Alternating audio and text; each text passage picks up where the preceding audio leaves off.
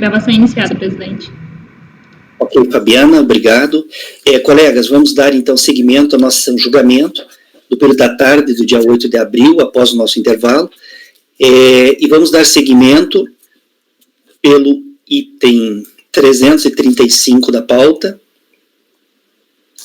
Nós fizemos antes do intervalo o item 334 da contribuinte Maria das Virgens Rocha Monteiro.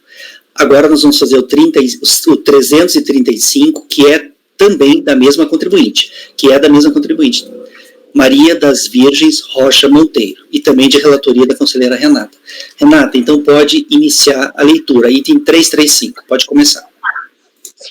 Trata-se de auto de infração lavrado para a cobrança de multa por falta de entrega de declaração de ajuste anual pela contribuinte referente aos anos calendários 2006 e 2007. Exercício 2007 e 2008, no valor total de R$ 24.434,44. De acordo com a legislação em vigor, a contribuinte estava obrigada a apresentar a declaração de ajuste anual no período em questão por possuir bens ou direitos aos 31/12 de 2006 e 31/12 de 2007, em valor superior a R$ 80 mil e rendimentos em valor superior a R$ 14.992,32. No entanto, constatou-se que a contribuinte apresentou declaração anual de isento no exercício de 2007 e no exercício de 2008 não apresentou declaração de ajuste anual, embora possuísse aos 31 de dezembro de 2006 saldo de aplicação financeira, eu acho que é 2007 aqui, ó. Desculpe, estou corrigindo. Não está certo. Embora possuísse aos 31 de dezembro de 2006 saldo em aplicação financeira do tipo BB, RFLP, no valor de R$ 402.018,49, com rendimento líquido de R$ 18.393,85, e aos 31 de dezembro de 2007, saldo em ações da Vale, por meio do Banco do Brasil, no valor de R$ 668.772,52, com rendimento líquido de R$ 178.772,52. Intimado a apresentar as declarações de ajuste, a contribuinte não atendeu às intimações da autoridade fiscal, nem apresentou nenhuma justificativa para a falta de entrega das declarações, ensejando a lavratura do presente auto de infração para imposição de multa por falta de entrega da declaração de ajuste anual, cuja base de cálculo é imposto devido, decorrente da constatação da infração de omissão de rendimentos, caracterizada por depósitos bancários de origem não comprovada, objeto dos autos do processo administrativo fiscal correlato, que é o final de 2.964, que a gente acabou de julgar. Notificada do auto de infração, a contribuinte apresentou impugnação, que foi julgada improcedente pela DR de Fortaleza, em decisão cuja ementa abaixo do reproduz. Notificada dessa decisão, a contribuinte apresentou recurso voluntário, no qual reproduz as alegações apresentadas em sua impugnação, no sentido, em síntese, da impossibilidade de concomitância da multa por falta de entrega de declaração e ajuste e da pena de multa de lançamento de ofício, pois ambas, a prevista no artigo 88, inciso 1, da Lei 8981 de 95 e a prevista no artigo 44, inciso 1 da Lei 9430, tem a mesma base de cálculo. Ademais, afirma que o 44, inciso 1 da Lei 9430, trata de norma geral que estabelece o percentual de penalidade a ser aplicada para os casos de falta de pagamento após o vencimento do prazo, sem o acréscimo de multa moratória, falta de declaração ou de declaração inexata, enquanto o artigo 88, inciso 1, parágrafo 1ª, linha A da Lei 8981 de 95, trata de multa de mora aplicada por falta ou atraso na entrega de declaração, quando não houver lançamento de ofício, para exigir o imposto de renda não declarado ou declaração depois do prazo estabelecido em lei.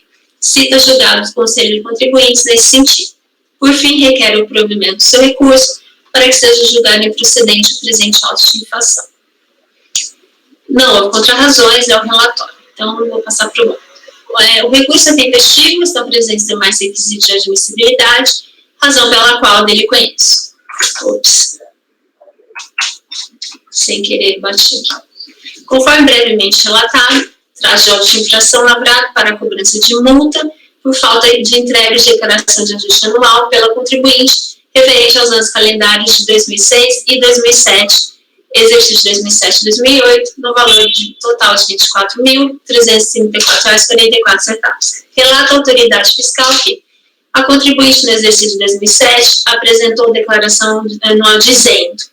No exercício de 2008 não apresentou nenhuma declaração, tendo tido apenas referenciado na declaração de imposto de renda da pessoa física de seu cônjuge, no campo de informações do cônjuge, como não tendo oferido nenhum rendimento tributável no período. Entretanto, verificamos que, nesses exercícios, a contribuinte apresentou movimentação financeira incompatível com a condição de isenta. A contribuinte foi intimada, aos 2/3/2009, através do termo de investigação fiscal, a, em um prazo de 30 dias, apresentar as declarações de imposto de renda da pessoa física, exercício 2007 e 2008. A contribuinte não atendeu a essa intimação. A contribuinte foi autuada por omissão de rendimentos, visto que não comprovou a origem dos recursos creditados em suas contas de depósito. Efetuamos agora o lançamento correspondente à infração consistente em falta ou de entrega de declaração do imposto de renda da pessoa física.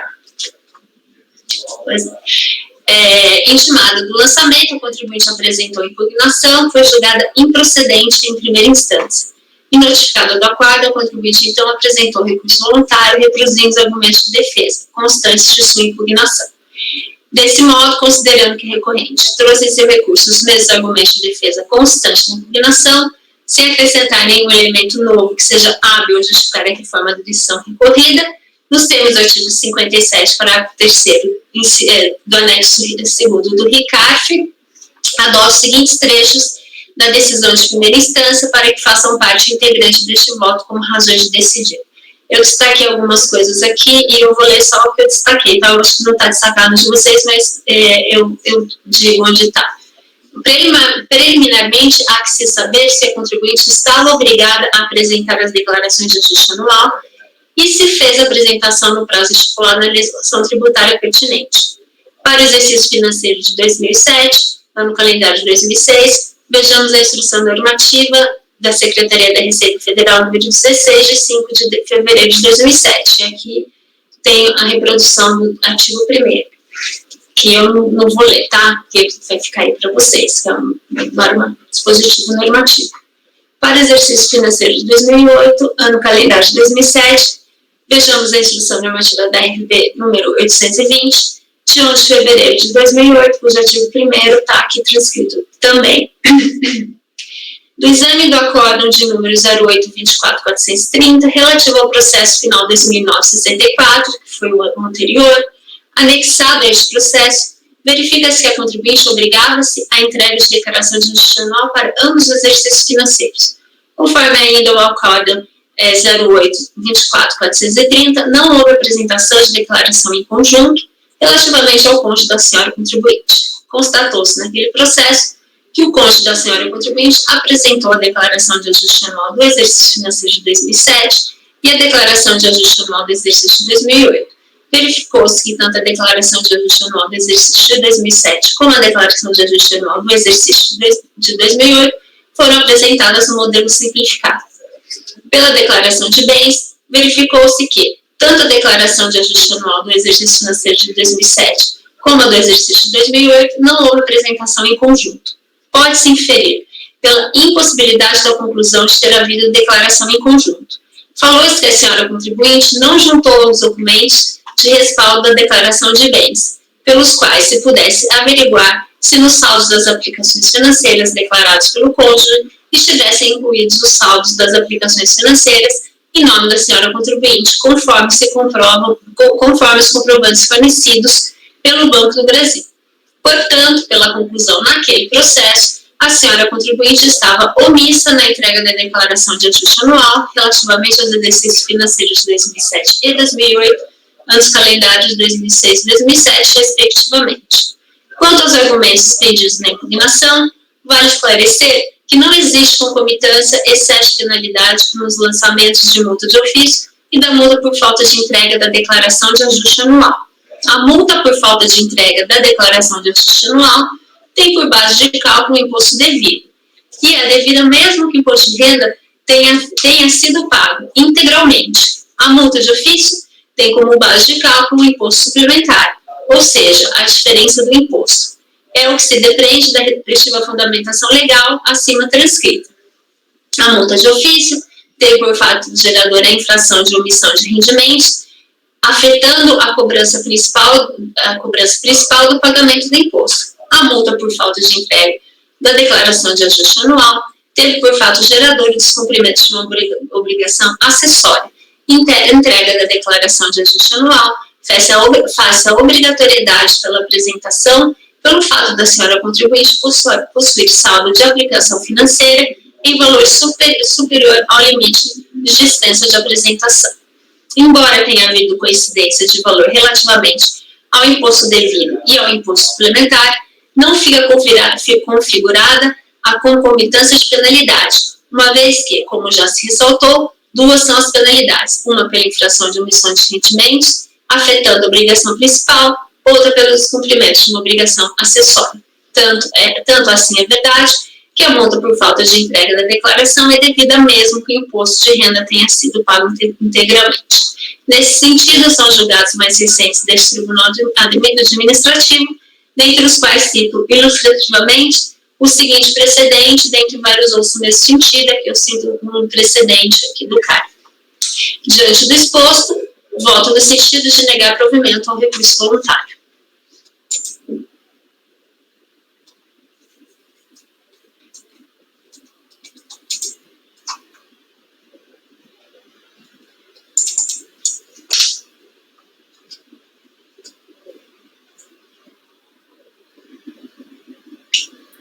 Ok, Renata.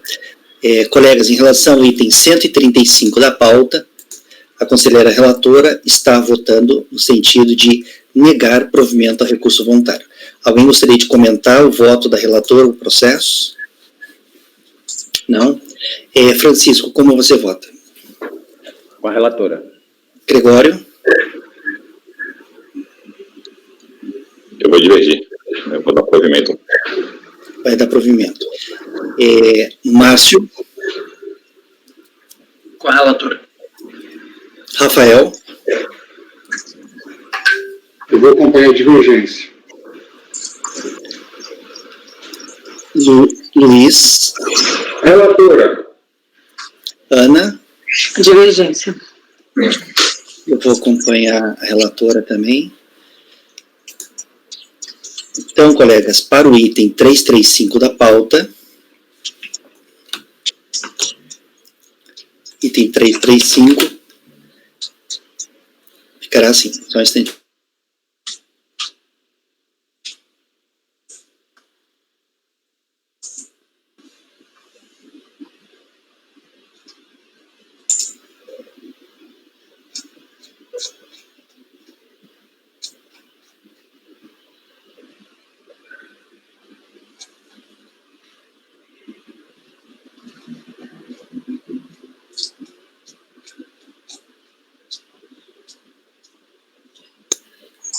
Gregório, a divergência é para dar provimento, né? Isso, para dar provimento. Ok.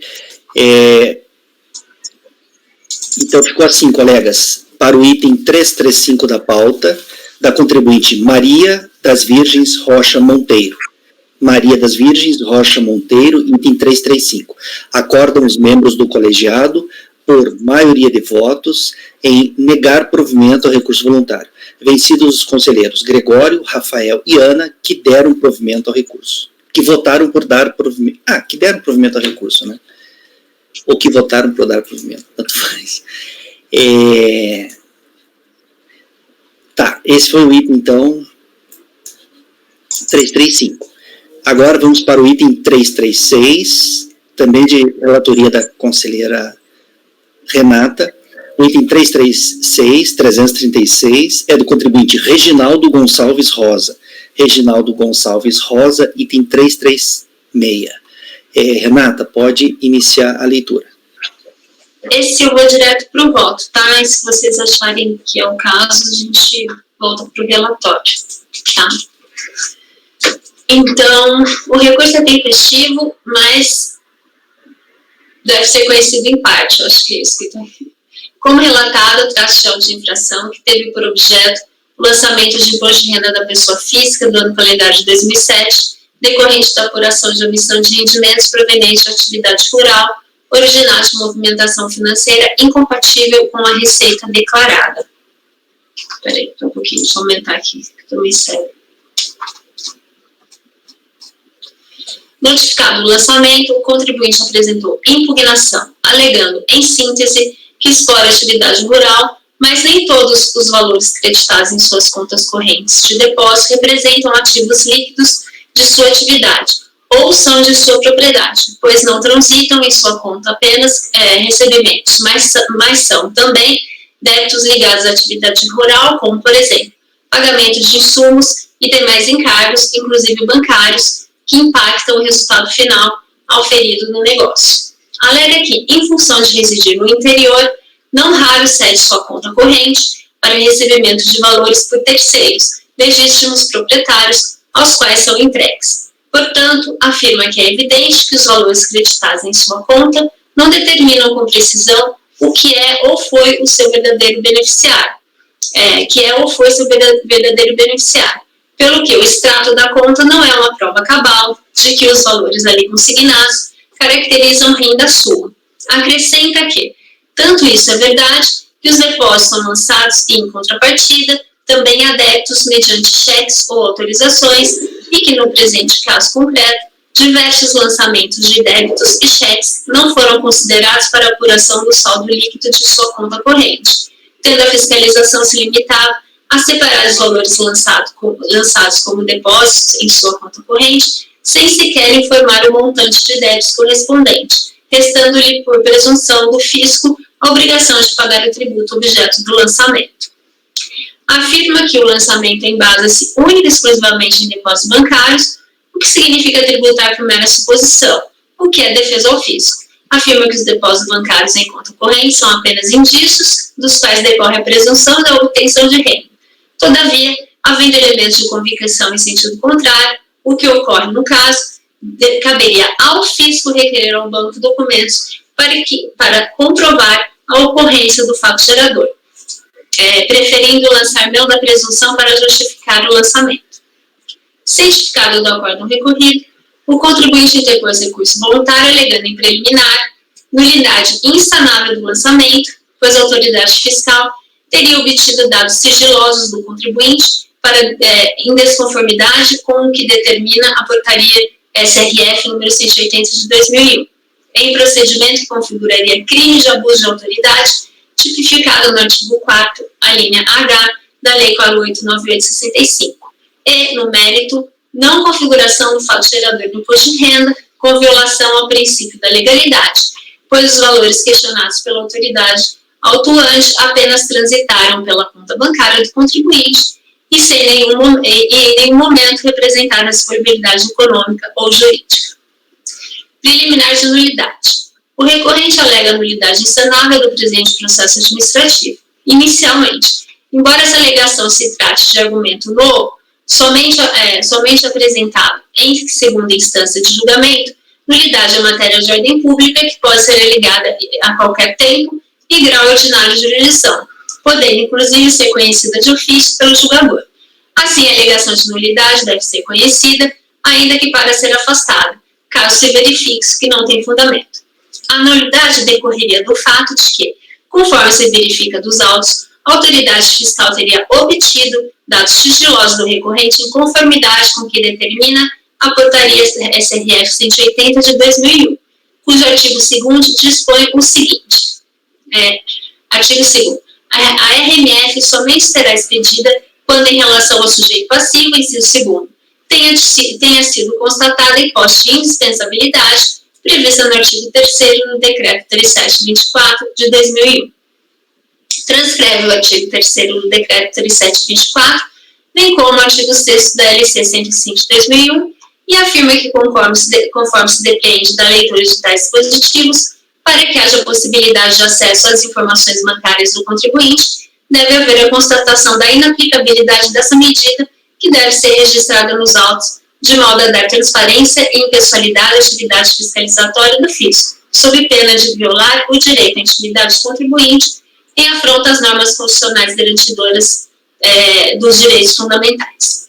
Desse modo, diz que a conduta da autoridade fiscal havida nos presentes autos deve ser repudiada por representar grave nulidade processual, insanável e violação às garantias fundamentais. Pois bem, ocorre que não se verifica nos autos os fatos alegados pelo recorrente. Com efeito, por meio do termo de início da fiscalização fiscal de 1/6/2010, o recorrente foi intimado a apresentar em papel e meio magnético os extratos das contas correntes e das aplicações financeiras mantidas pelo contribuinte e dependentes nas instituições financeiras do Banco do Brasil e no exterior no período de apuração acima citado, ou querendo, com esteio inciso 5º do parágrafo 30 do artigo 1º da Lei Complementar 105, de 10 de janeiro de 2001, apresentar consentimento expresso com assinatura reconhecida em cartório que para a RB solicite diretamente às instituições financeiras indicadas pelo contribuinte a documentação acima referida. Esse documento foi recebido pelo recorrente ao 7/6/2010, conforme a R de folhas 10, e na sequência, por meio do termo de intimação fiscal de 20/9/2010, o recorrente foi então intimado a comprovar de forma individualizada a origem dos recursos lançados a crédito na conta de sua titularidade no período de 1 de 2007 a 31 de 2 de 2007, conforme a planilha demonstrativo de crédito a comprovar em anexo. Os esclarecimentos deverão ser feitos por escrito e comprovados mediante a apresentação de documentação idônea, coincidente em datas e valores. O que leva à conclusão lógica de que os extratos solicitados por meio do termo de início de fiscalização de ação fiscal houveram sido por ele entregues à autoridade fiscal, o que, de fato, é confirmado no relatório de encerramento da ação fiscal, no qual a autoridade autônoma esclarece que a ciência do termo de início da ação fiscal pelo contribuinte ocorreu em 7/6/2008, resultante do envio do segundo termo, datado de 1/6/2010, posto ter sido detectada pelos Correios mudança de endereço do contribuinte aposto no primeiro termo enviado.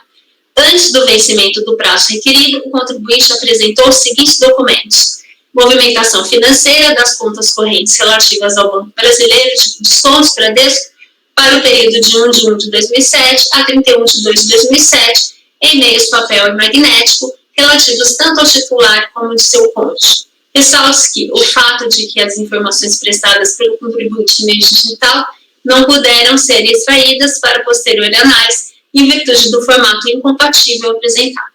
Ou seja, os extratos bancários foram fornecidos à autoridade fiscal pelo próprio contribuinte, e não há notícia nos autos de que tenha havido nenhuma requisição de informações de movimentação financeira dirigida a nenhuma instituição financeira visando obter dados bancários do contribuinte para subsidiar o lançamento. Observe-se que o próprio recorrente confirma esse fato quando afirma que, verificada a existência de depósitos bancários incompatíveis com a receita, a Fazenda deferiu e não o fez efetuar a fiscalização exaustiva que lhe impõe o artigo 142 do CTN, solicitando justificativa dos responsáveis pelos depósitos mediante solicitação ao banco dos comprovantes, normalmente daqueles feitos online, sem que procurassem inverter o ônus da prova. Em suma, diferentemente do que alega o recorrente, os elementos constantes dos autos demonstram que suas informações bancárias foram fornecidas por ele mesmo à autoridade atuante durante a ação fiscal, de modo que a alegação de nulidade não deve ser acatada.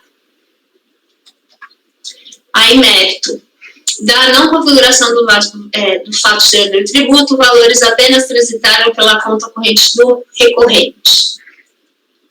No mérito, o recorrente alega que as importâncias constantes de sua movimentação bancária, que extrapola os valores declarados em sua declaração de ajuste do período, não representa disponibilidade econômica ou jurídica de renda capaz de ensejar a incidência do artigo 43 do CTN ou do artigo 1º e seguintes da Lei 773 de 88. E isso porque, entre as suas atividades ruralistas, intermedia operações entre frigoríficos da região de seu domicílio tributário e pequenos produtores rurais, que vendem os bovinos que criam, além daqueles necessários às suas próprias sobrevivências. Esclarece que, em razão da pouca informatização e pouca escolaridade desses pequenos produtores, que comercializam gado sem grande suporte tecnológico e logístico, tais transações são efetivadas com certo grau de informalidade, de forma direta, com o pagamento à vista e entrega imediata do gado comprado, como pode ser comprovado pela entidade sindical a qual é filiado, bem como pelas declarações de algumas empresas para as quais presta serviços anexos ao recurso. Argumenta que nesse cenário informal intermediava transações entre os frigoríficos da região e os pequenos produtores, disponibilizando sua conta bancária para que aqueles depositassem os valores contratados por ele contratados com esses últimos, de forma que, uma vez depositada a importância respectiva à operação ajustada, efetivasse pagamento aos vendedores do gado, encaminhando os animais para os reais compradores frigoríficos. Sobre essas transações comerciais, recebia, a título de comissão pela intermediação, percentual que variava entre 0,1% e 1% da operação, valores estes sim que representam a aquisição de renda tributável. No entanto, os valores questionados pela autoridade atuante apenas transitaram pela sua conta de depósitos, mas em nenhum momento representaram ou representam disponibilidade econômica ou jurídica de renda apta a ensejar a tributação pelo imposto de renda da pessoa física.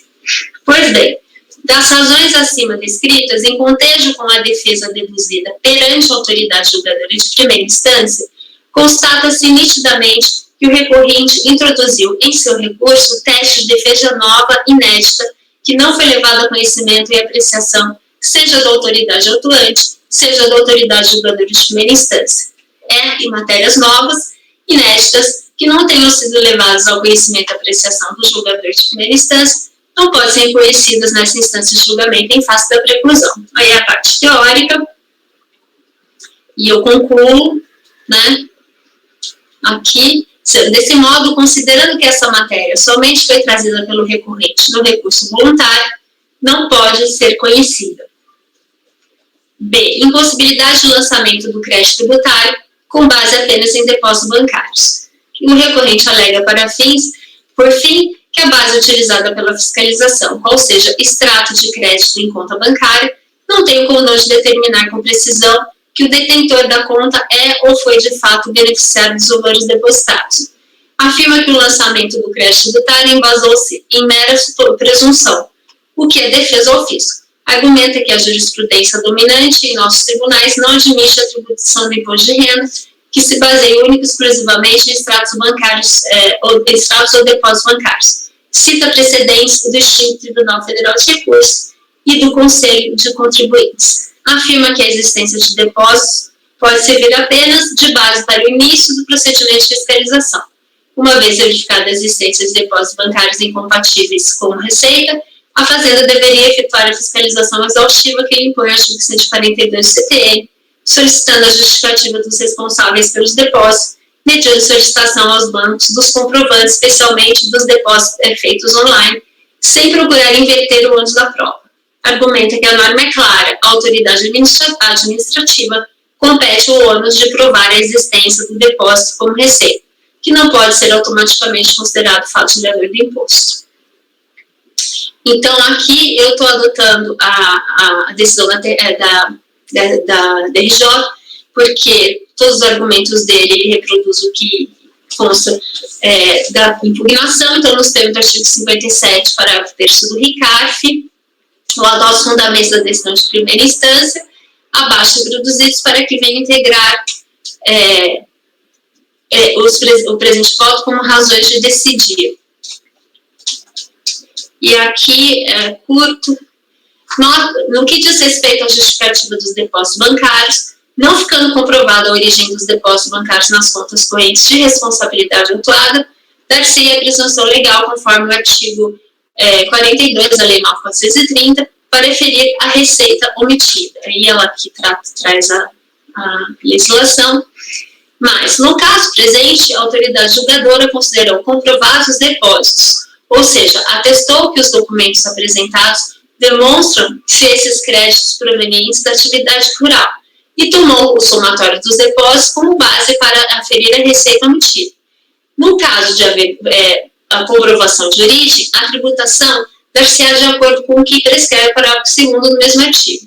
Os valores cuja origem houver sido comprovada que não houverem sido computados na base de cálculo dos impostos e contribuições a que estiverem sujeitos, submeter-se-ão às normas de tributação específicas previstas na legislação vigente à época em que oferidos.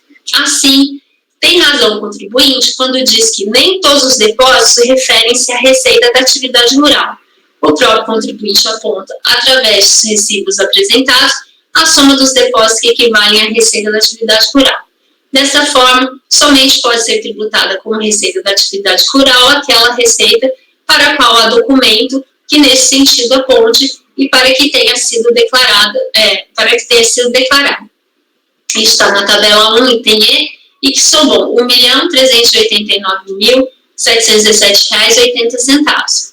Aí 20%, R$ 277.943,57. Para o montante restante, não houve justificativa para a origem do depósito, que é a tabela 1, item D, que é essa aqui reproduzida.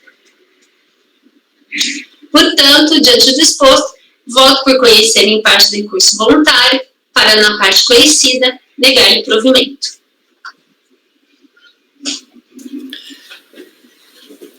Renata, eu estou tentando entender aqui o que você não está conhecendo. É aquele tópico? É o tópico que ele fala que transitaram por conta, porque ele vendia as arrobas de boi, ele vendia os bois, depois ele pegava as arrobas de volta, a diferença. Isso ele só alegou aqui. Ah, tá.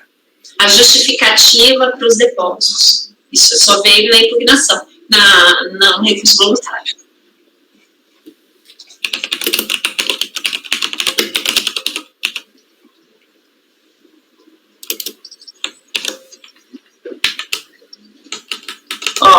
É o item A. Não configuração do fato gerador do tributo, valores apenas transitaram pela conta corrente do recorrente. Que é justamente nesse ponto que ele explica essa questão de que ele intermediava a venda entre os pequenos produtores e os frigoríficos. E aí, a diferença, 0,1% de comissão, 1% de comissão, é que era a receita tributável. O resto dos valores depositados entre a arroba de boi e o boi pertenciam a terceiros, portanto, eram repassados a terceiros.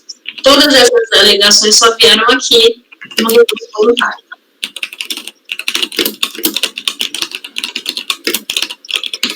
Tá.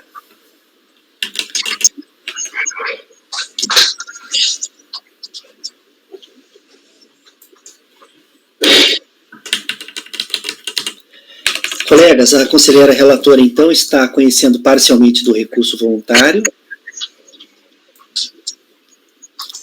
e na parte conhecida está negando o provimento. Tá? Alguém gostaria de comentar o voto da relatora?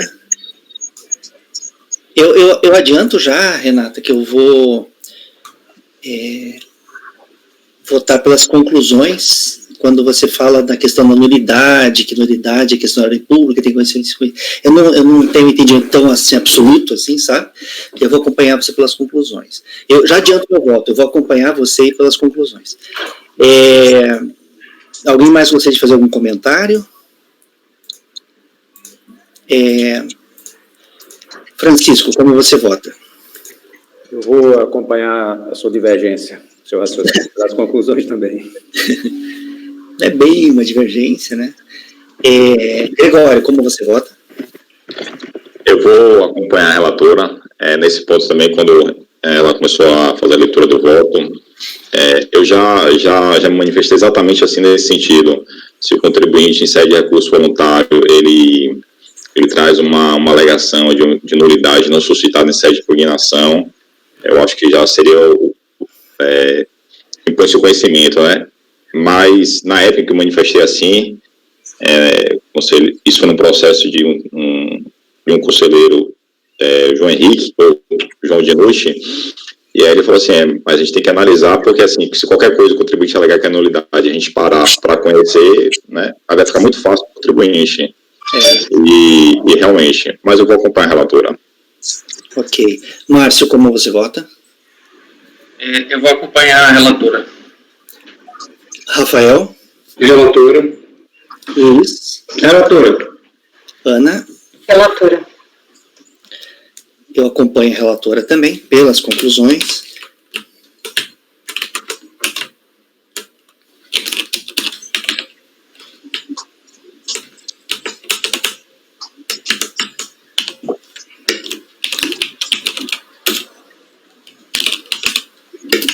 Então, ficou assim o resultado para o item 336 da pauta, 336 do contribuinte Reginaldo Gonçalves Rosa. Reginaldo Gonçalves Rosa, 336. Acordam os membros do colegiado, por unanimidade de votos, em conhecer parcialmente do recurso voluntário, não se conhecendo das alegações quanto aos valores que apenas teriam transitado pela conta corrente, quanto aos valores que apenas teriam transitado pela conta corrente do recorrente,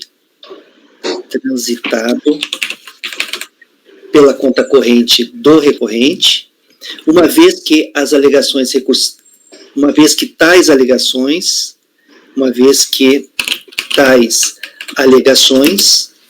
não foram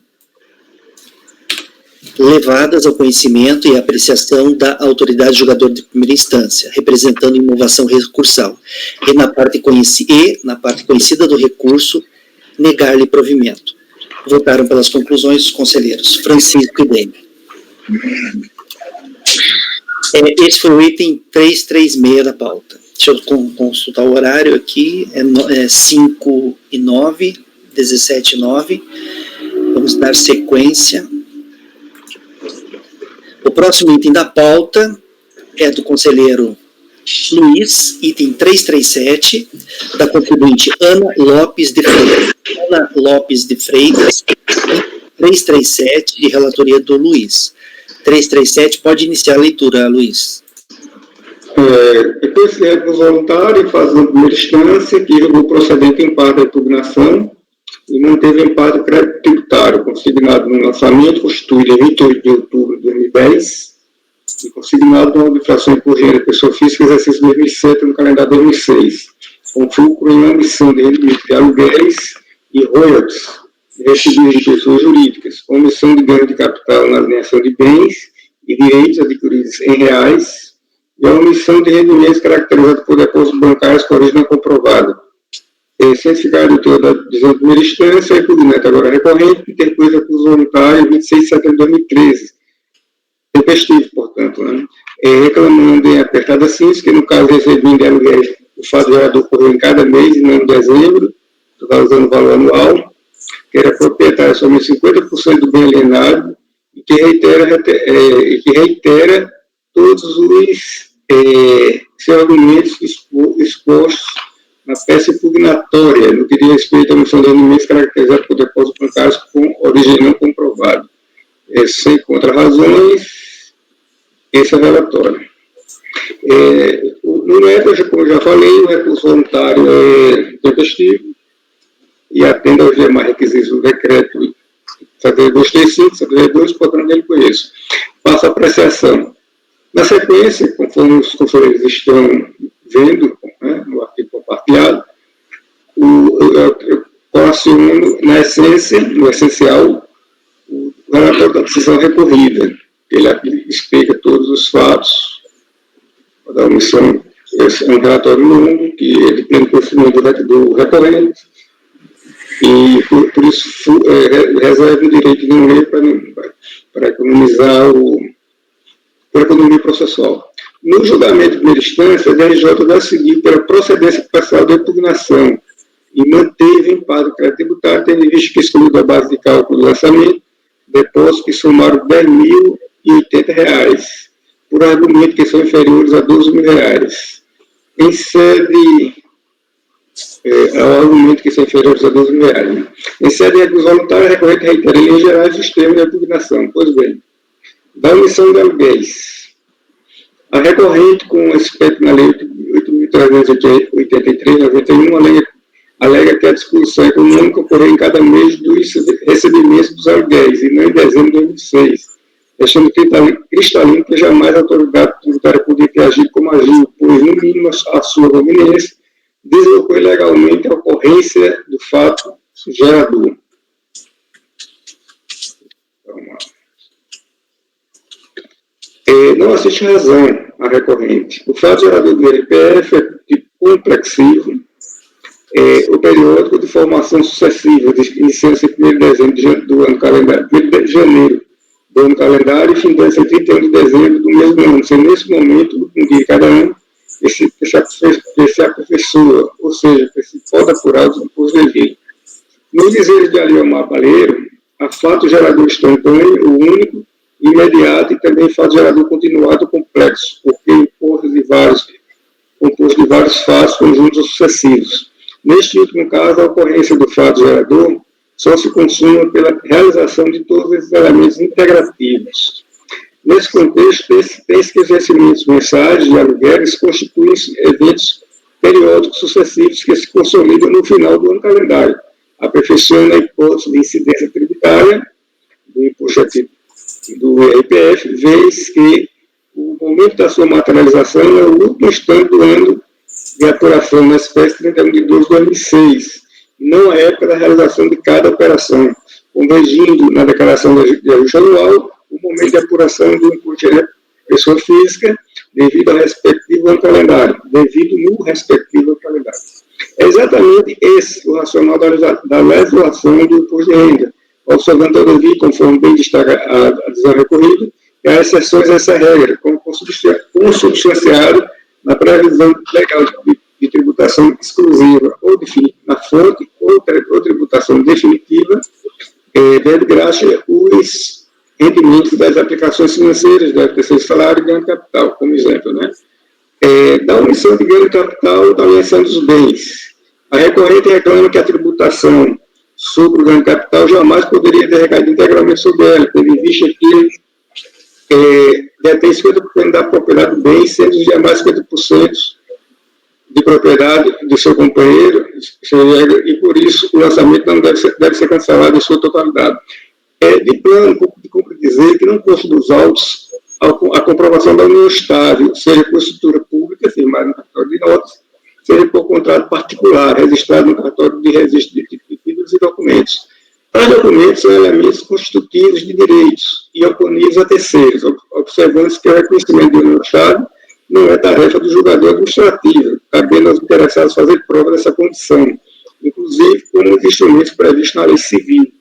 Assim, o mero fato de residir no mesmo endereço não é circunstância suficiente para se concluir pela união estável, para fim de aplicação da legislação do imposto de renda, e muito menos para comprovar qual propriedade de bens. Na espécie, a recorrente não traz nenhum elemento de prova, nem da efetiva união estável, nem da copropriedade do bem que deu aso ao lançamento do imposto de renda da pessoa física sobre ganhos de capitais. Aí, nesse ponto, eu trago aqui, relaciono um esclarecimento, que estou no voto condutor da DJ. Eu vou ler aqui o destaque, eu coloquei os destaques, né? Ocorre que, tendo em vista as regras do parcial de bens, para se concluir pela propriedade comum, seria necessário demonstrar, no caso dos autos, não só a união estável, mas também que o bem for adquirido na constância dessa união. Vou destacar outro ponto aqui, e, aliás, em direção oposta ao ponto dos documentos juntados aos autos. Segundo o documento emitido pelo cartório de registro de imóveis, o bem que deu caso à apuração do ganho de capital foi adquirido unicamente em nome da interessada. Tal informação consta ainda do item título aquisitivo da escritura de compra e venda, lavrado em 20 de dezembro de 2006. Nota ainda que a mesma escritura de compra e venda sugere ser o bem de propriedade individual da interessada, uma vez que consignou como passes do contrato, na qualidade de outorgante vendedor apenas a interessada, sem qualquer menção ao senhor Iergo. Isso posto não assiste razão recorrente desse ponto. Agora, da omissão de rendimentos caracterizados por depósitos bancários, por exemplo, provada, assim, preliminarmente eu destaco que o lançamento em apreço considerou rendimentos obtidos em face de depósito de conta corrente de titularidade conjunta da corrente e do senhor Iergo, conforme se verifica no excesso do voto da DJ abaixo transcrito. Aí eu colaciono aqui o excerto do voto condutor. Aí, prosseguindo, nesse contexto, considerando que o lançamento em fase recorrente, no capítulo relativo à omissão de rendimento caracterizado por depósitos bancários com origem não comprovada, teve espectro dos depósitos bancários efetuados nas contas correntes que mantém em conjunto com o CE, bem assim que o referido controlado apresentou a declaração de ajuste anual em separado e não foi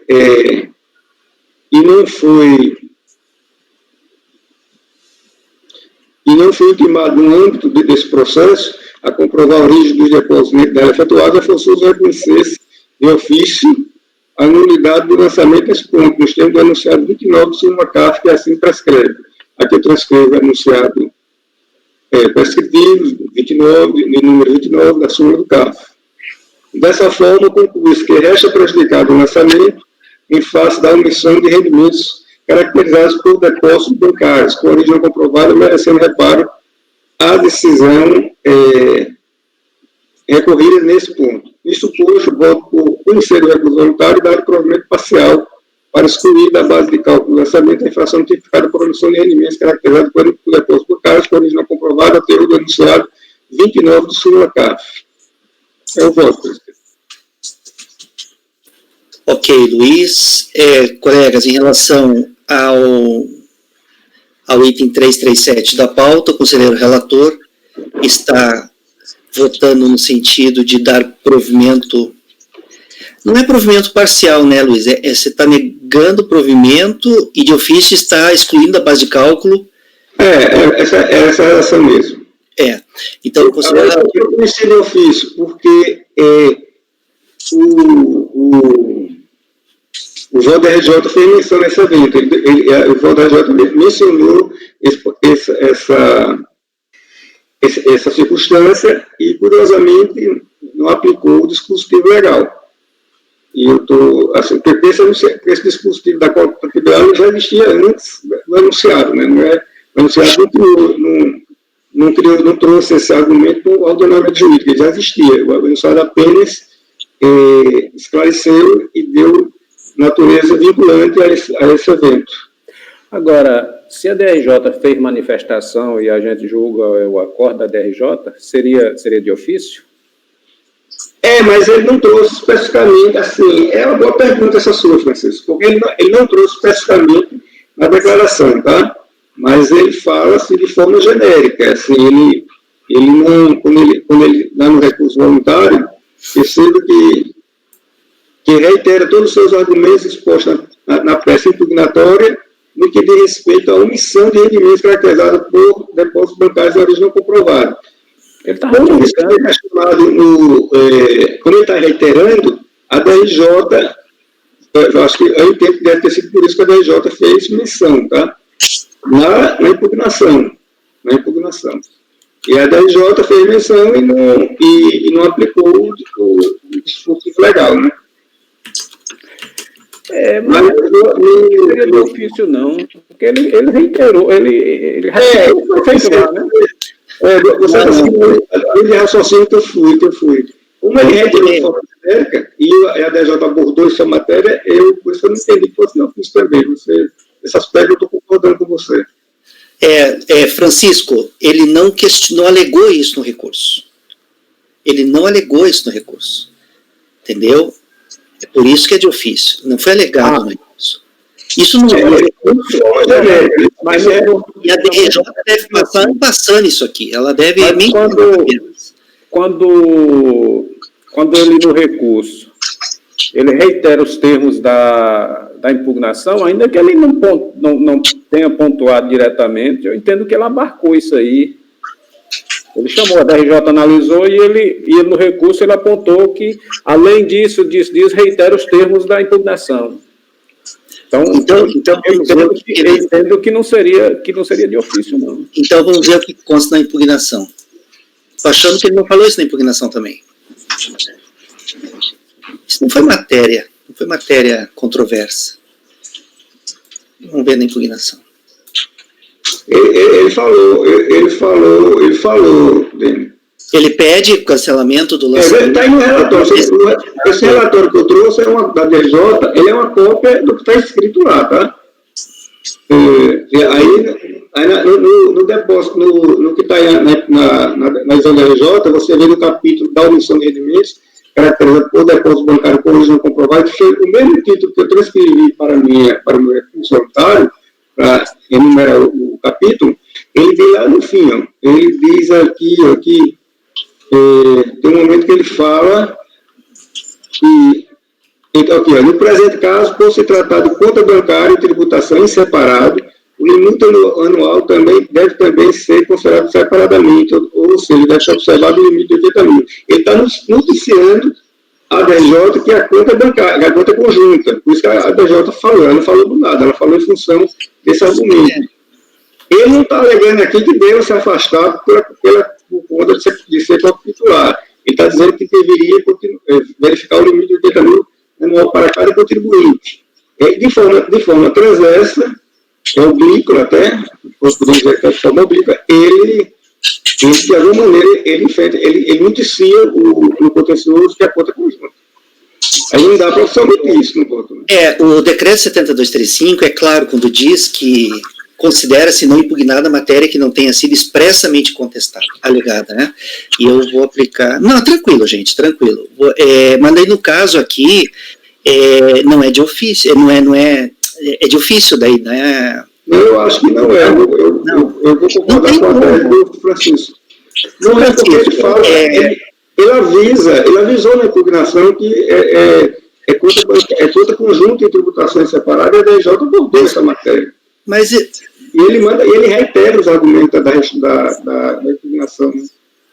Mas tudo bem, gente. Se você entende que é de ofício, você... Eu acho que... eu entendo que não é de ofício. Mas vamos voltar, né? As demais pessoas, os demais conselheiros devem se pronunciar também. Eu só sei que, para mim, como relator, é extremamente desconfortável eu não me de aplicar um enunciado sumo, vinculante, quando contribuinte trouxe essa informação à DJ e reiterou no recurso voluntário. Ele está noticiando a autoridade julgadora que existe o fato. Isso não foi tratado pela DRJ. A DRJ ela apenas comenta no início, assim, que a conta é conjunta, mas não fala mais nada. Eu não consigo enxergar assim, não. Mas tudo bem, vamos lá, vamos voltar, presidente. Vamos. Se algum colega queira falar mais, né? Colegas, em relação ao item 3...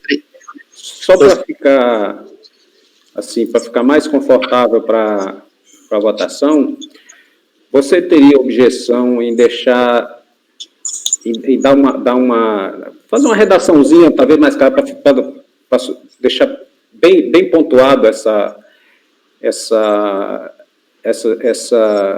menção da DRJ e que... Eu já coloquei no começo, porque preliminarmente destaque que o lançamento em apreço considerou rendimentos omitidos em fase de depósito em contas correntes de titulares de titularidade conjunta da recorrente do senhor ou fulano de tal, conforme se verifica no excerto do voto da DJ.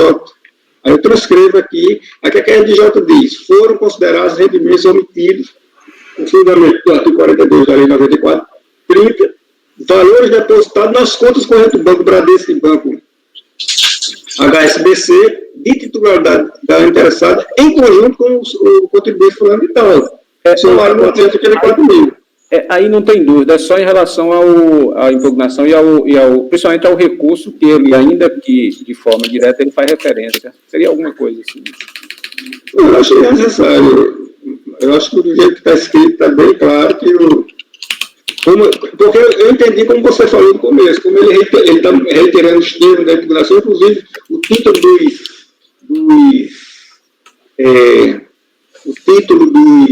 capítulos mesmos, e é meio complicado a gente como a gente disse que era, né? Não, o meu questionamento é pelo seguinte, eu entendo como o Dene que não se reconhece de ofício, é o entendimento. E, mantendo sem ser de ofício, o Dene vai negar provimento. E eu vou acompanhar o relator. Então, dá a ideia que eu estou reconhecendo de ofício também. Pelas conclusões, Chico. Você acompanha pelas conclusões. Mas... Se como eu falei naquele dia, na nossa outra sessão que eu tenho divulgação por março, e eu tenho, assim, eu firmei minha convicção em relação a esses eventos, sabe? Esses eventos, sim. Para mim, tendo isso sido, em algum momento, trazido no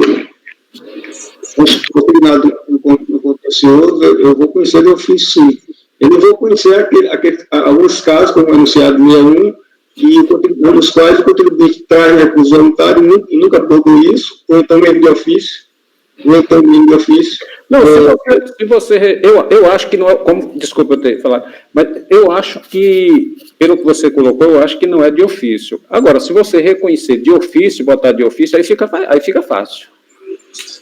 Eu estou seguindo o seu entendimento. O meu entendimento conhecido com você, pelo que eu vi. Você entende que não é de ofício. Eu estou entendendo que também não é de ofício. Eu entendo que não é de ofício, agora...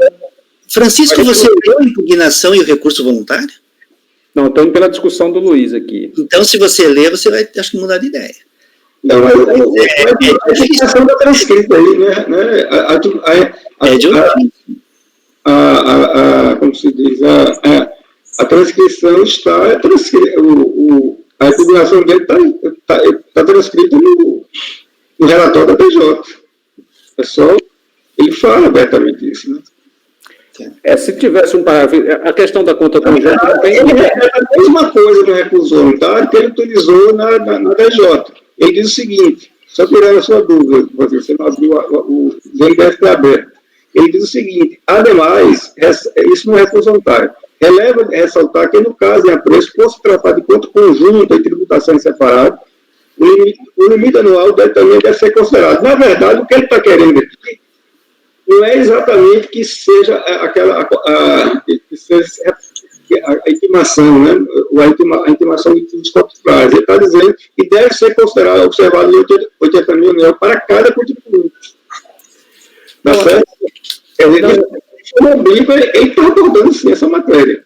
Ele está querendo 80 mil para os depósitos inferiores a 12 mil, ele está querendo que seja... no caso é uma recorrente, né? A recorrente está querendo que esse valor seja considerado individualmente para cada contribuinte, porque havia particularidade, é isso aí. Não, como o Deni levantou a questão e ele teve essa dúvida, se você registrasse que o recurso aborda a matéria, é só essa. Eu também vou colocar a emenda Francisco Biapino no meu voto sem nenhum problema. Que é isso? Como é que você disse aí? Seria aqui no Não, era só isso que a gente está discutindo aqui, que ficasse registrado no voto que há o entendimento que o recurso abordou a matéria, quando ele reiterou Eu disse implicitamente isso, Francisco, quando eu não citei de ofício, né? Implicitamente eu fiz isso. Eu não estou achando que já está proveitoso, eu acho que a gente já entendeu, é só votar, deixar como o Luiz vota, acompanha pelas conclusões ou não acompanha. Não, mas se eu acompanhar pelas conclusões, eu estou dando provimento. E eu não dou provimento. Então nego o provimento. Aí eu estou indo contra... Mas a gente não pode querer ficar ajustando o voto do outro para a gente adequar o nosso voto, né? Se não concorda, não concorda. Não, eu concordo com a argumentação, com o que está gravado no vídeo. Agora, isso eu sei. Mas beleza, vamos lá. Para a gente voltar logo. Você não vai mexer, né, Luiz? Vai manter assim mesmo, né? Eu posso colocar, isso não altera nada no sentido não altera, Apenas você se sente mais confortável se tiver informado isso, né? É só registrar que o recurso faz referência. Porque o Dênio vai votar contra, por quê? Porque o Dênio o recurso não fez referência. E aí estando no voto, fica mais. Vou colocar, até como não é nada assim que muda o entendimento, muito ao contrário, apenas reforça. Não, com certeza. Aí não vejo nenhum problema em colocar a emenda de Francisco Biapino. Mas se tivesse no recurso para mim e não tivesse sido alegado na impugnação, eu não ia aceitar também. Eu aceitaria do mesmo jeito, porque é vinculante e matéria vinculante, exceto aquelas que precisam de provas, como o enunciado 61, por exemplo, teria que ir lá nos autos, fazer soma, refazer o trabalho da fiscalização, nesses casos, só nesses casos, eu não reconheço. Inclusive, até porque é o único contribuinte, quando ele traz esse tipo de refazer conta, ele tem que indicar quais são os depósitos que são superiores a 80 mil, né? Aliás, a 12 mil inferiores a 80 mil, quer dizer, que entraria no regramento do enunciado. Mas esse caso aqui, para mim, é questão meramente de direito, apenas uma mera interpretação, o enunciado consolidou uma interpretação que já existe no termo legal. Isso é tão importante que o CAF emitiu um enunciado prescritivo, né? Mas na impugnação a gente faz referência, né? Quando ele cita a questão dos limites, né, das contas. Com certeza, eu entendi assim, Francisco. Não tenho dúvida. Bem assim, ele fala assim, né? Bora. Você tem que considerar o limite aqui também para cada contribuinte. Tá. Isso me obriga a verificar a questão da titularidade. Isso é muito difícil. Então tá. Francisco, como você vota? Com o relator. Gregório? Relator. Márcio? Relator. Renata? Acompanho o relator. Rafael? Relator. Ana? Relator. Eu divirjo do relator e apenas nego o provimento ao recurso voluntário. Então ficou assim, para o item 337 da pauta, da contribuinte Ana Lopes de Freitas, 337 da contribuinte Ana Lopes de Freitas, ficará assim o resultado. Acordam os membros do colegiado, por maioria de votos, em negar provimento ao recurso voluntário e, de ofício, excluir da base de cálculo do lançamento a infração tipificada por omissão de rendimentos caracterizada por depósitos bancários com origem não comprovada. Ao teor, né? Ao teor. Não tem o artigo? Não, é a teor aí você bota meio o artigo positivo. A teor do... Deixa eu ver vermelhinho aqui, peraí. A teor do artigo, a teor do enunciado 29... Natureza vinculante. Se bem que essa questão de ser a gente não precisa, como julgador do CAF, né, enfatizar se é vinculante ou não. Para a gente, qualquer súmula do CAF é vinculante. Qualquer enunciado de súmula é vinculante. Assim, a gente pode vinculante assim como se desse mais força. Na verdade, ele realmente dá no sentido de trazer os demais integrantes da administração pública. Né? Mas para nós é vinculante, o enunciado precisa ser vinculante de qualquer jeito. Vem do CAF é vinculante. Tá. Então, a teor da... Tá, eu vou deixar a tua redação, tá, Luiz, com relação ao enunciado. A teor do enunciado 29 de súmula CARF. Ponto. Vencido o conselheiro DN, que apenas negou o provimento ao recurso voluntário. Aí vai dar a impressão que você está discutindo um enunciado de súmula. Talvez fosse bom você fazer um voto vencedor para esclarecer seu ponto de vista. Aliás, voto vencedor não, uma declaração de voto. Sugestão, porque se você cita o enunciado e você nega para poder, dá para ler assim, extrai o entendimento que o presidente da turma não está observando o enunciado. Não é bem o caso, você está bem claro aqui mostrando o que ele está dizendo, mas ficar no texto frio, assim, no documento normativo, no caso no acordo, vai dar a impressão que ele não fez com a construção da súmula, né, do enunciado. Como é que não foi isso? Você não fez isso, você está explicando o seu funcionamento. Não seria necessário aqui, né, porque aqui é bem fácil de me defender, né? Mas eu vou... Mas não tem ninguém acusando ninguém, eu estou só dizendo que ele pode interpretar assim, né? Eu vou fazer a declaração de voto. Aí, ó... Fica legal, aí dá para pegar ele, por que foi que ele não aplicou o anunciado, né? Eu vou deixar bem claro nesse caso aqui que não teve... que é de ofício mesmo. Então, vencido o conselheiro DN, que apenas negou o provimento ao recurso voluntário e manifestou a intenção de apresentar a declaração de voto.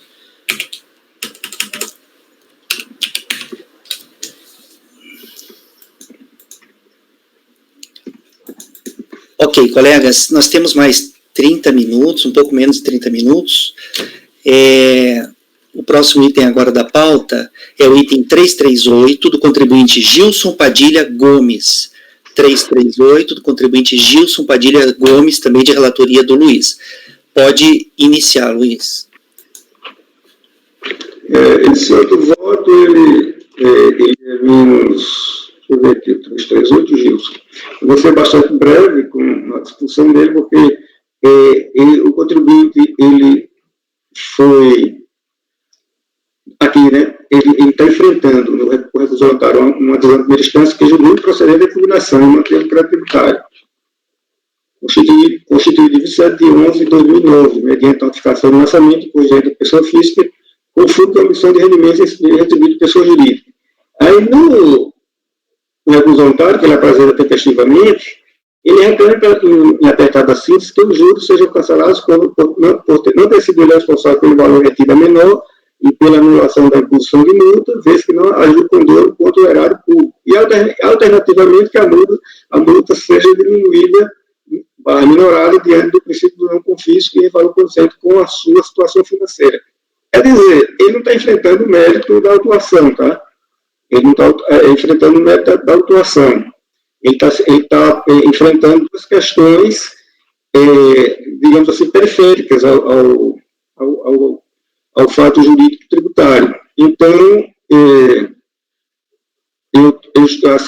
já digo que o diploma assiste razão ao recorrer, porque aí eu explico aqui, a matéria já conhecida, mas eu vou fazer leituras,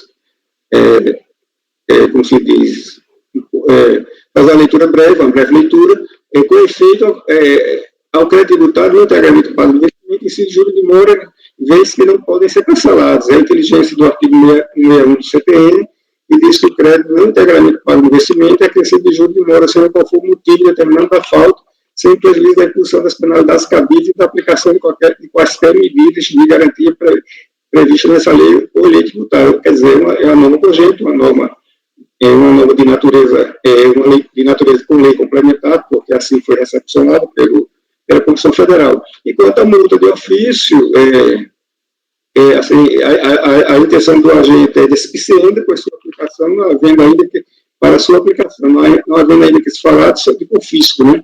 Tendo em vista que decorre de norma cogente, o artigo 44.1 da lei 94, diz que o CAF não é competente para se pronunciar sobre o consumato da lei tributária até o anunciador de sua súmula. Aí eu estou conhecendo aqui os voluntários negando provimento, presidente. É só isso. Colegas, em relação ao item 338 da pauta, o conselheiro relator está votando no sentido de negar provimento ao recurso voluntário. Alguém gostaria de comentar o voto do relator ou o processo? Não. Francisco, como você vota? Com o relator. Gregório? Relator. Márcio?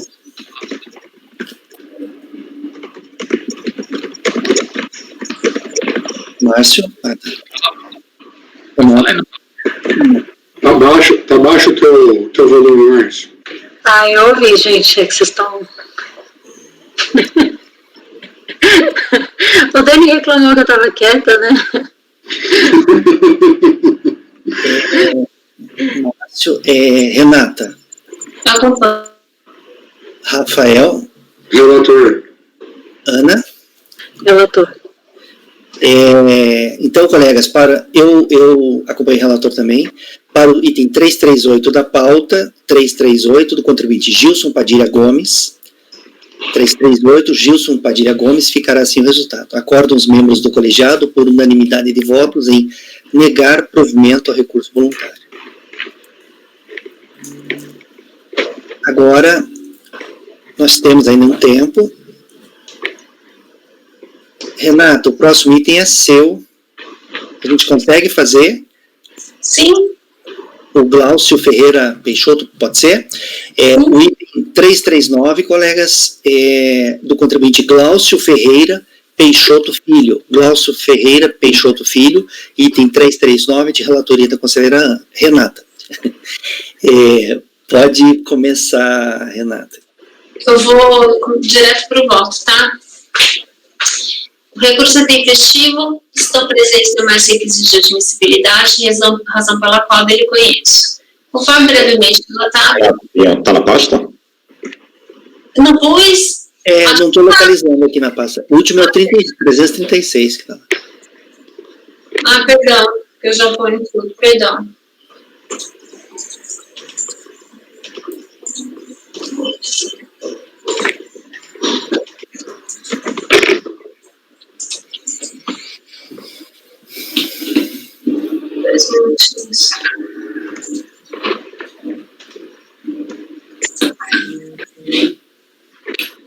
A pasta T também está um pouquinho lenta, mas pronto, agora já vai.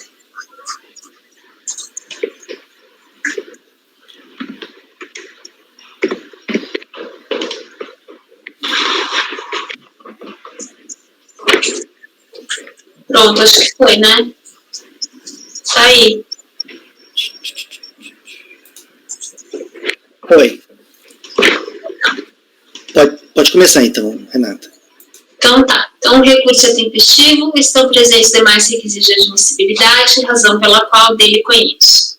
Conforme brevemente relatado, trata-se de auto de infração lavrado para a constituição de crédito tributário de imposto de renda da pessoa física suplementar, no valor de R$ 285.761,69, relativo aos anos calendários de 2005 e 2006, exercício 2006 e 2007, decorrente da constatação da infração consistente à omissão de rendimentos caracterizada por depósito bancário de origem não comprovada e decorrentes de trabalho sem vínculo empregatício recebido de pessoa jurídica. Então, duas infrações: omissão de rendimentos caracterizada por depósito bancário de origem não comprovada e decorrente de trabalho sem vínculo empregatício recebido de pessoa jurídica. Notificado do lançamento, o contribuinte apresentou impugnação, na qual questionou apenas a infração que lhe foi imputada a título de omissão de rendimentos caracterizada por depósito bancário de origem não comprovada. Não contestou a infração consistente à omissão de rendimentos de trabalho sem vínculo empregatício recebido de pessoa jurídica, que, por isso, tornou-se incontroversa. No que diz respeito à matéria contestada, qual seja a omissão de rendimentos do trabalho sem vínculo empregatício, não, acho que eu errei, não, a matéria, qual seja a omissão de rendimentos caracterizada por depósito bancário de origem não comprovada, a impugnação apresentada pelo recorrente, como dito, foi julgada improcedente sob o fundamento, em síntese, de que os documentos apresentados com a impugnação não comprovam os depósitos de origem o recorrente pretendia com eles demonstrar. Em seu recurso voluntário, o recorrente insiste que os depósitos efetivados no Unibanco a 1º de fevereiro de 2005, 10 de 2 de 2005, 23 de 2 de 2005, 15 de 4 de 2005, 17 de 5 de 2005, originaram-se das doações realizadas pelo Sr. Cláudio Ferreira Peixoto, pai do recorrente, após ter sido vitorioso na ação ordinária número final 198.9, proposta em face da Caixa Econômica Federal. Para demonstrar esse fato, anexa a cópia da ação judicial em questão e o recibo de pagamento do FGTS em nome de Cláudio Ferreira Peixoto, aos 26 de 1 de 2005, no valor de R$ 251.307,93. Diz que tais dois depósitos no valor de R$ 30.000, efetivados em sua conta corrente, aos 27 de 3 de 2006 e 19 de 5 de 2006, seriam provenientes da venda de um veículo e, para demonstrar esse fato, anexa aos autos cópia do documento do seguro desse automóvel que comprova que era proprietário desse veículo no período em que ocorreu a sua venda. Afirma que não conseguiu localizar o comprador, mas que poderia solicitar uma segunda via do documento da venda junto ao DECRAN, caso tivesse razão de prazo para tanto. Alega que o depósito de R$ 10.436,04, de 27 de 4 de 2005, diz respeito a crédito recebido do exterior para pagamento de exportação de amostras de telhas em decorrência de sua atividade como despachante aduaneiro. Para comprovar esse depósito, anexa a cópia de uma nota fiscal no valor de R$ 7.622,90, de 13 de 5 de 2005. Assim, conclui que da análise de toda a documentação anexada à impugnação, está claro que todos os depósitos têm origem devidamente comprovada. Acrescenta que só existe dever jurídico de fazer o tributo quando ocorre seu fato gerador, tal como definido em lei, em face do princípio da tipicidade cerrada que norteia o direito tributário brasileiro, do qual decorre que o processo administrativo fiscal exige a busca da verdade material dos fatos, razão pela qual é dever e ônus da autoridade administrativa perquirir com exaustão se os fatos ocorridos no mundo social efetivamente realizaram a hipótese de incidência da norma tributária.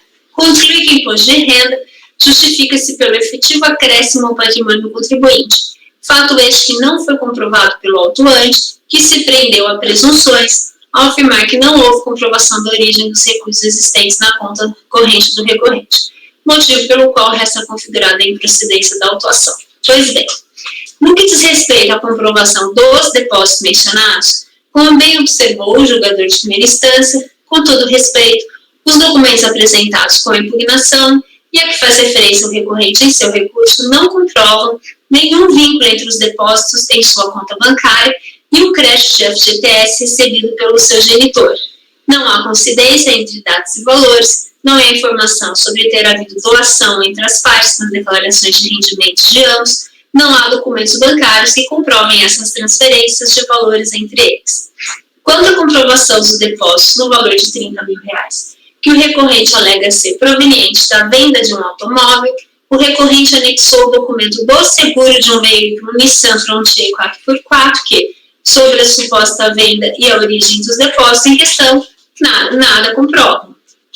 Para comprovar a origem do depósito de R$436,04 de 24/7/4 de 2005, o recorrente afirma que seria decorrente de pagamento de exportação de amostras de telha recebido do exterior e anexa como comprovação uma nota fiscal no valor de R$ 7.622,90 de 13/5 de 2005. Diante da ausência da correspondência de datas e valores, esse documento não é apto a demonstrar a origem do depósito em questão. No tocante às demais alegações do recorrente, o artigo 42 criou um 11 e faz contribuinte aí aquela parte toda doutrinária acerca da presunção de omissão de rendimentos caracterizada por depósitos bancários de origem não comprovada, que eu não vou ler porque vocês todos estão cansados de conhecer, né? Aí vamos aqui para baixo. Desse modo, era ônus do recorrente demonstrar a origem dos depósitos realizados em suas contas bancárias, razão pela qual, não tendo comprovado nos autos a origem dos depósitos questionados, restou caracterizada a infração consistente em omissão de rendimentos caracterizado por depósito de origem não comprovada. Concluindo, diante do exposto, voto no sentido de negar provimento ao recurso voluntário. Ok, Renata. Colegas, em relação ao item 339 da pauta, a conselheira relatora está votando no sentido de negar o provimento ao recurso voluntário. Alguém gostaria de comentar o voto da relatora ao processo? Não? Francisco, como você vota? Com a relatora. Gregório? Relatora. Márcio? Relatora. Rafael? Relatora. Luiz? Relatora. Ana? Relatora. Eu também acompanho a relatora. Então, para o item 339 da pauta, 339 do contribuinte Glaucio Ferreira Peixoto Filho, ficará assim o resultado. Acordam os membros do colegiado por unanimidade de votos em negar provimento ao recurso voluntário. Deixa eu conferir o horário. 10 minutos. Não, para fazer esse, porque é uma intempestividade. O da Jaqueline, isso? Próximo? Então, colegas, item 340 da pauta, da contribuinte Jaqueline Tris Long Gomes. Jaqueline Tris Long Gomes. Item 340. Pode iniciar a leitura, Renata. Bom, eu também vou aqui para o voto, tá? Porque é o recurso intempestivo. Conforme se verifica do termo de ciência de folha 198 dos autos, a contribuinte, ora recorrente, tomou ciência pessoalmente por procurador do acórdão recorrido aos 12/8/2013. Nos termos do que dispõe o artigo 33 da Decreto 7235, ela teria 30 dias após a ciência da decisão para interpor recurso voluntário. Dispõe ainda o artigo 5º caput do Decreto 70 que os prazos serão contínuos, excluindo-se da sua contagem o dia do início e incluindo-se o do vencimento. E, por sua vez, o artigo 1003, parágrafo 6º do Código de Processo Civil, que o recorrente comprovará a ocorrência de feriado local no ato de interposição do seu recurso. Pois bem, de acordo com os dispositivos acima mencionados, o termo inicial da contagem do prazo para a interposição do recurso voluntário pela recorrente foi o dia 13/8/2013, uma terça-feira, dia útil, sendo, portanto, o termo final para a interposição desse recurso o dia 11/9/2013, uma quarta-feira, também dia útil. Ocorre que, como acima esclarecido, conforme se verifica dos autos a folha 198, a recorrente somente interpôs o recurso voluntário às 12 de nove de 2013, quando já transcorrido o prazo de 30 dias, previsto no artigo 33 do Decreto 235, para que o fizesse. Embora nos termos do parágrafo 6º do artigo 1003 do CPC de 2015, acima transcrito, aplicável subsidiariamente aos processos administrativos, inclusive ao processo administrativo fiscal, seja onde o contribuinte comprovar a ocorrência de feriado local no ato da interposição do recurso, em pesquisa na rede mundial de computadores, não consta que tenha havido feriado local em Maringá, Paraná, nem em Luanda, que impedisse a interposição intempestiva do recurso pelo recorrente. Desse modo, o recurso voluntário é intempestivo e não pode ser conhecido. Portanto, a conclusão é que, ante exposto, à vista de sua intempestividade, voto por não conhecer do recurso voluntário. Ok, Renata. Colegas, em relação ao item 340 da pauta, a conselheira relatora não está conhecendo do recurso voluntário por intempestividade. Alguém gostaria de comentar o processo, o voto da relatora? Francisco, como você vota? Com a relatora. Gregório? Relatora. Márcio?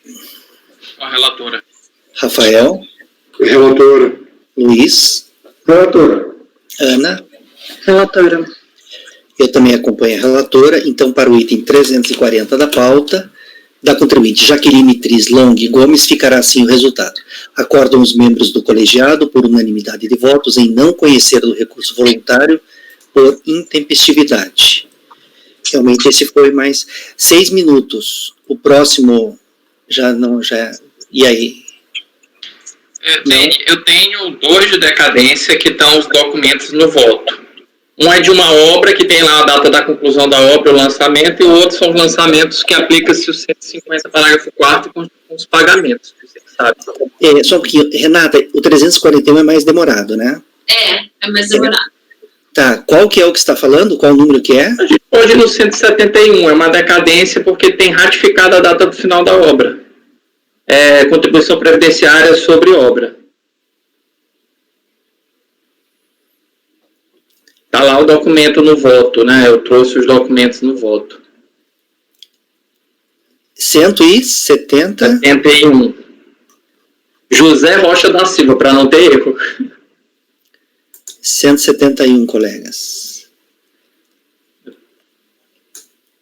Qualquer coisa eu tiro de vista, né? Se você quiser analisar. Qualquer coisa é lista de mesa, isso. Sim.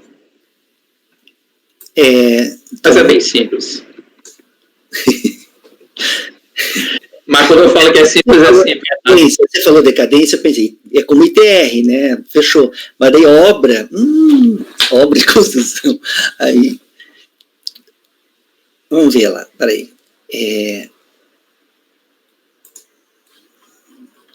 Mas qualquer coisa a gente pede vista de mesa e finaliza amanhã. Colegas, item 171 da pauta, de relatoria do conselheiro Márcio, o contribuinte é José Rocha da Silva. José Rocha da Silva, 171. Fabiana, se passar vai ser bem pouquinho, tá? Não vai passar muito do... Eu apresento rápido, não te preocupa. Por mim, eu apresento rápido. Tá já. Pode iniciar a leitura, então, Márcio. Vou direto ao voto. O contribuinte apresentou farta documentação porque pretende provar a conclusão da obra em 1990, consequência o advento da decadência do lançamento. Eu trago aqui o histórico do processo e logo depois eu decido. Aí eu trago o artigo 482, parágrafos 3º a 6º, da instrução normativa da Secretaria da Receita Previdenciária número 3 de 2005, bem mais embaixo, já na página 6, a norma reproduzida dispõe que serve para comprovar o término da obra em período decadente, a certidão expedida pela Prefeitura Municipal que se reporte ao cadastro imobiliário da época, ou registro equivalente, desde que conste o respectivo número no cadastro, lançados em período abrangido pela decadência. Embora a certidão de folhas 83 não apresente o número do cadastro imobiliário, a de folhas 86 sim, a inscrição tal, com área total construída de 145,87 metros quadrados, com registro no cadastro desde 1990, em conformidade com os dados retirados da ficha de cadastro imobiliário municipal, Sem olvidar que a ficha cadastral da Prefeitura de Astolfo Dutra ratifica a data de início da obra e a data de fim, em 30 de março, e a data do habite em 28 de junho. Bem, a Constituição veda à União recusar fé aos documentos públicos, vide o artigo 19, inciso 2º, além do que o artigo 405 do CPC confere presunção de veracidade, devendo ser admitidos como verdadeiros até a produção de prova em contrário. Aí, agora, eu apresento a produção da prova propriamente dito. Está bem aqui. Lembrando que o lançamento foi feito depois de 96. Então, está bem aqui, ó, é a primeira certidão, que está meio cortada, mas termina em maio. Início da obra termina em maio de 90. Outra certidão, que também aduz o término da obra, aqui que consta já a inscrição. E, por fim, o cadastro na prefeitura, que tem bem aqui no fim da obra, 30 de março de 90. Ante exposto, lembrando que o lançamento foi realizado, isso é importante falar, o lançamento foi cientificado ao sujeito passivo em 24 de dezembro de 2007, tendo a obra sido concluída em 90, por certo, está decaída. E voto, portanto, em cancelar o lançamento.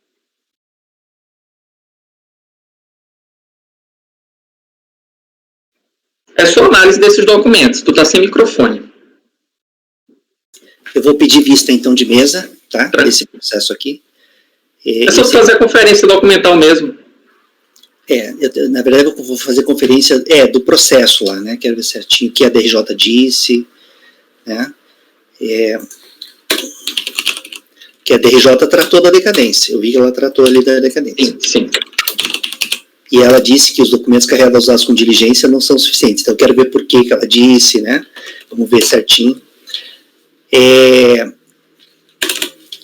Então tá, colegas, o item 171 da pauta, aí você, então, está reconhecendo a decadência e cancelando o lançamento, né? Integralmente, porque 90 para 2007 não teria nem que fazer cálculo nesse caso. Tá, perfeito, então. Colegas, então, o item 171 da pauta, do contribuinte José Rocha da Silva, o conselheiro relator, então, está reconhecendo a decadência e está cancelando o lançamento. O contribuinte alegou isso no recurso, né? A decadência, né? Ele alega desde a impugnação, inclusive. Isso. Então, está dando provimento. Então, está dando provimento ao recurso, né? Na verdade, está dando provimento ao recurso. Para cancelar o e cancelar o lançamento, exato. Então tá, eu pedi vista de mesa, amanhã a gente retoma esse processo aqui, hoje eu vou esse processo, né? Passei já o dia inteiro vendo o processo, imagina, deve estar bem cansado. E tem aquele processo do Francisco lá que eu tenho que ver, aquele que o Francisco e o Luiz gostam de discutir durante a reunião. Eu vou ver ele hoje também e a gente finaliza amanhã, tá? E o teu, Renata, o teu processo, eu já conversei com o Mário, ele já me passou um texto para redigir, para retirada de pauta, tá? E aí a gente vai consignar o texto. Vai ser algo assim, quer ver? Processo retirado de pauta, pedido da relatora, em razão de vinculação por reflexo com o processo número tal. Bom, será elaborado despacho requerendo a distribuição do processo para você. Mas daí eu finalizo amanhã e vai ter esse dispositivo naquele... Se necessário de ser retirado de pauta a meu pedido, isso não tem problema? É porque não tem se retirado de pauta, são casos antes da sessão, né? Não, mas aqui é um caso atípico, né? Em razão de vinculação por reflexo, em nenhum momento aqui, eu conversei com o Mário, ele falou que teria alguma implicação e tal, né? Esse aqui não é, na minha ótica, um processo que não deveria ter sido pautado. Até porque você não tinha acesso ao processo, você não sabia a situação, né? Então, eu acho que nesse caso aqui não tem problema nenhum, você pode tirar de pauta sim. Tá? Bem, como é que ficou o dispositivo do 338, só vou desencar a consciência? 338. Daí, colegas, se tiver aqui o horário... 6 e 1, estamos encerrando já, Fabiana, só um instantinho. 338? Sim. 338 ficou assim. Não, desculpa, é o 337, aquele que o Francisco pediu para inserir o texto. Perfeito. Ficou assim, item 337 da contribuinte Ana Lopes de Freitas. Acordam os membros do colegiado, por maioria de votos, em negar provimento ao recurso. Não, mas a gente não negou o provimento ao recurso, não. A gente deu provimento parcial. Você já ligou para mim. Não. Isso é de ofício que está sendo reconhecido. Não, você que está dizendo. A gente entendeu que foi de ofício. Eu não entendi que foi de ofício. Eu entendi que foi... A gente votou sem ser de ofício. Foi de ofício. Você entendeu que era de ofício. Inclusive, eu pedi para botar o parágrafo justamente, ou botar o parágrafo ou ser de ofício. Exatamente. A gente não votou de ofício. Você que disse que era de ofício. Eu disse que contribuiu e trouxe, né, para os voluntários, trouxe a impugnação, embora de forma oblíqua. Então, você não foi de ofício. Você que entendeu que foi de ofício. Você e o Francisco está vindo. O Francisco, na verdade, fez a leitura como eu fiz no começo, e não era de ofício. Ele apenas pediu para eu fazer um parágrafo que eu criei e já coloquei. Pois é, Luiz, eu li isso aqui, li o dispositivo e é o resultado, né? Eu acho que... Agora, eu acho que complicou, porque se for de ofício, eu não ia seguir o relator. Isso. Isso o Francisco deixou bem claro, né, Francisco? Você deixou bem claro isso. É por isso que eu inseri o texto. Em nenhum momento eu entendi que era de ofício. Dene, tu já encerrou a gravação? Não, porque já deu 6 horas, 18h03. Bem, mas Luiz, esse dispositivo foi lido, né? Agora não tem, é uma mudança muito grande, não é uma mudança simples. Não, mas ele foi lido de forma equivocada, porque a discussão foi nesse sentido aí. A discussão foi o tempo todo, e eu disse o tempo todo que ele tinha trazido, que ele trouxe a conclusão, embora de forma oblíqua. O Francisco foi muito claro em dizer que só seguiria se não fosse por ofício. Pessoal, eu tenho que encerrar a gravação porque a nossa assessora ela tem horário, tá? Ok. Rafael e Fabiana, pode interromper a gravação, então.